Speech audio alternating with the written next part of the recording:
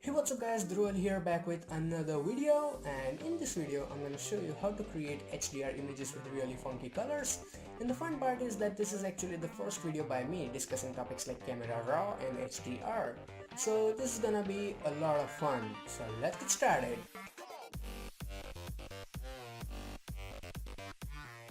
Now first of all, to follow this method we need to open image in camera raw. Now if you have a raw file, that's simple job, you just have to open the image and you will open it in a camera raw.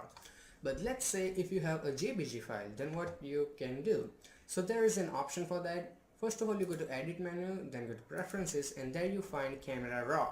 Now I'm not sure about CS4 or 5, but in CS6 we have this option, and in CC you have this option in filter.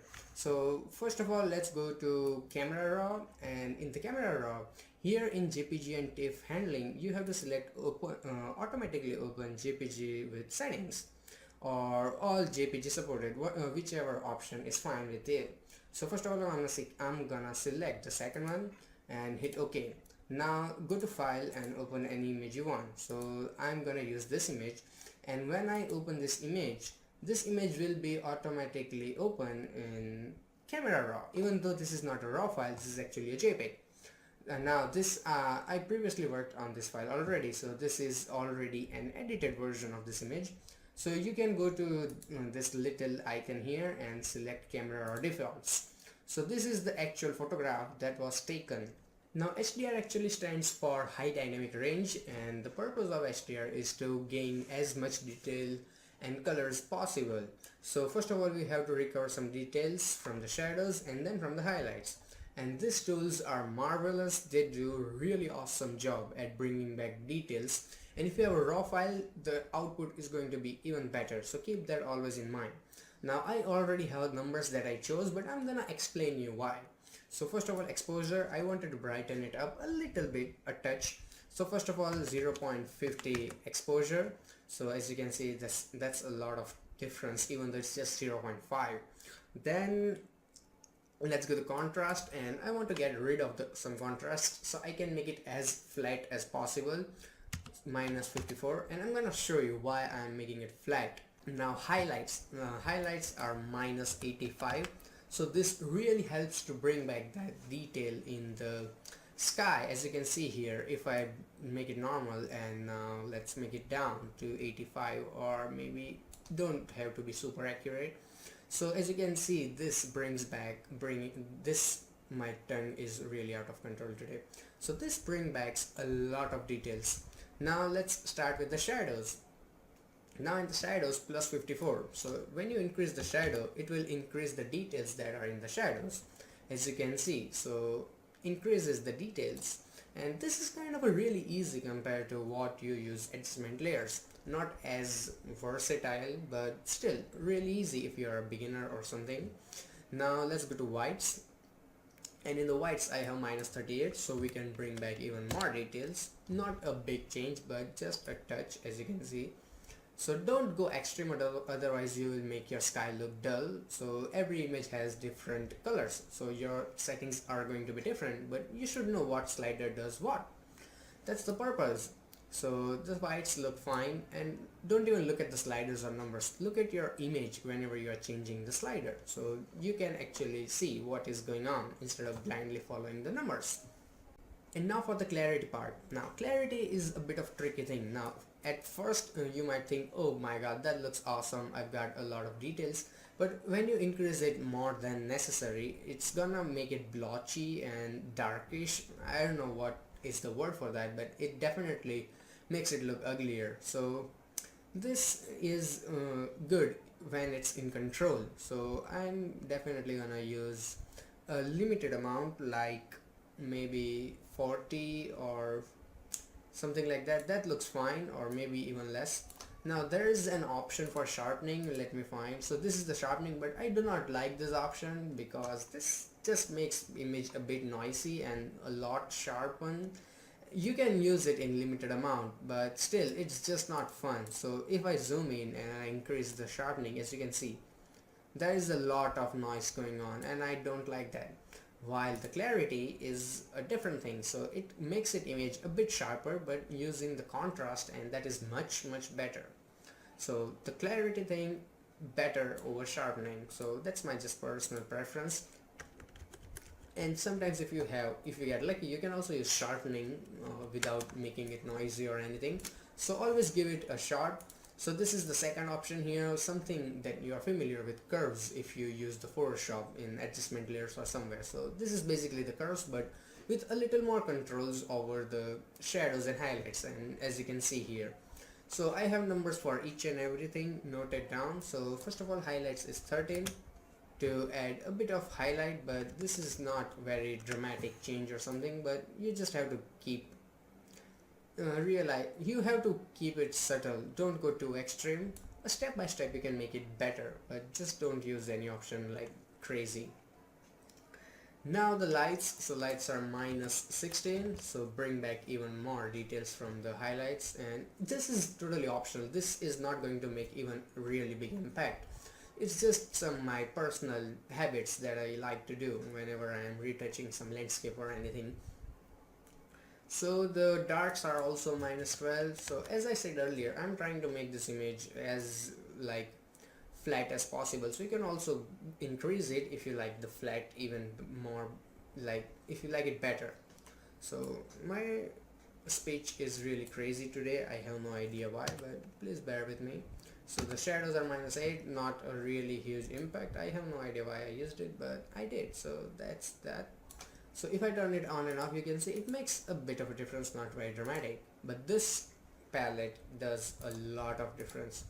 And this is the original, if you see camera defaults, and this is the custom settings. Awesome, I love it. So let's open the image, but before you directly click on open image inside Photoshop, hold your shift key, and then as you can see here, it changes to open object, and then open it. Now why this? So this gives you an advantage. Maybe this is only in cs6, I guess. I have no good experience with cs5. So if you double click on this icon again, you can actually use and tweak any settings anytime you want. So this is totally non-destructive, and that is what everyone wants.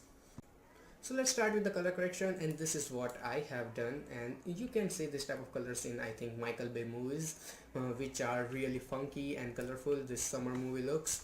And so to do this, first of all, the major player is the selective colors, as you can see here. So this is no more big logic. So let's start with the reds, so I can show you what I have done. So here in the adjustment panel, you can find selective colors, the first one.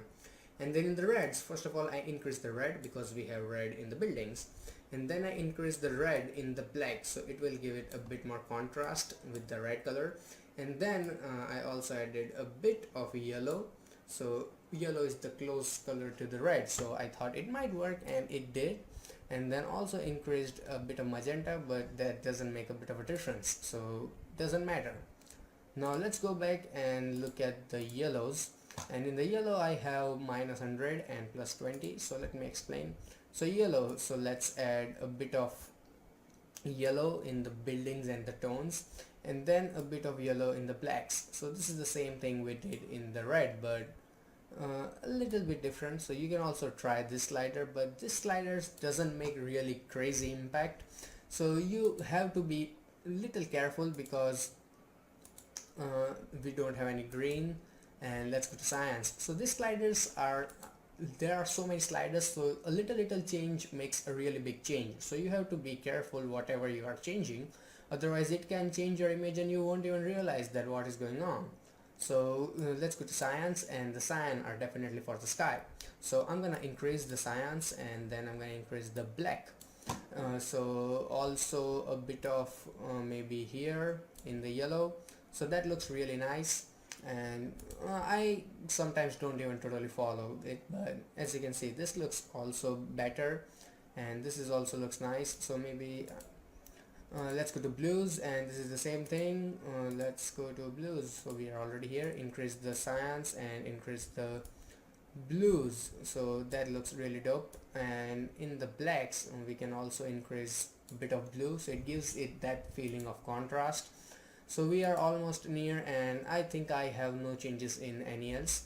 So you have to realize that what is the major colors in your images. So here you have blue and red and yellow.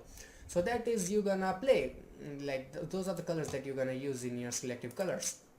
So if you turn it on and off, this is really great change. Now if you're thinking that you can use just vibrance for it, so let me show you what vibrance does. So vibrance or saturation, so plain saturation sucks, totally sucks, that is just terrible. And even the vibrance doesn't look that great. So this is the output of vibrance, and this is the selective colors. So selective color is much more subtle and beautiful than the vibrance. So delete the vibrance and play with selective colors. Now if you go back and you see I have a bit of curve, and that is nothing, it's nothing major, just a bit of points to create a little contrast. So this is kind of optional. If you want to use it, or don't use it, doesn't matter. So let's go to curves, and I'm gonna make a little bit adjustment. And whenever I'm working on image, I do not decide that today I'm gonna use curves or something. I just go with some options, and then I see which one is working really good with the image I'm working on. So every image has different story, so you have to just kind of get used to it. Don't stick with the numbers or some permanent method. Now we get to use the vibrance to boost the colors to that funky level. Now these are bit of good colors, no doubt, but these are not funky or cool looking. This is just natural, but we want to take it to the next level, right? So let's go to vibrance and increase it full 100%. I don't even care. You can decrease it a little if you think these reds are intense a lot. So that looks really great, and we are almost done. So let's see what we have next. So this is the color balance to give it even a little bit more contrast. So let's go with the shadows. I have a little bit of blue, very little, and see I have selected this prism luminosity. Otherwise it will not give that contrast, it will be flat. So let's go with the prism luminosity. So let's go back and select color balance. Where is it? Here. And in the shadows, so I have selected the prism luminosity and increased the blues a little to give it that feeling of nature, like in the movies you usually see in the summer movies. So let's go to yellows. Oops, not the yellows. Let's go to your highlights and increase a bit of yellow, so that looks nice. So the final output is ready, and if you want to see the after before, let's go here, and I have this original image here. So I'm just gonna copy it, press Ctrl A and Ctrl C to copy it, and let's paste it here. So if I turn it on and off, as you can see, this is the image that we started, and this is the final output, which is freaking amazing.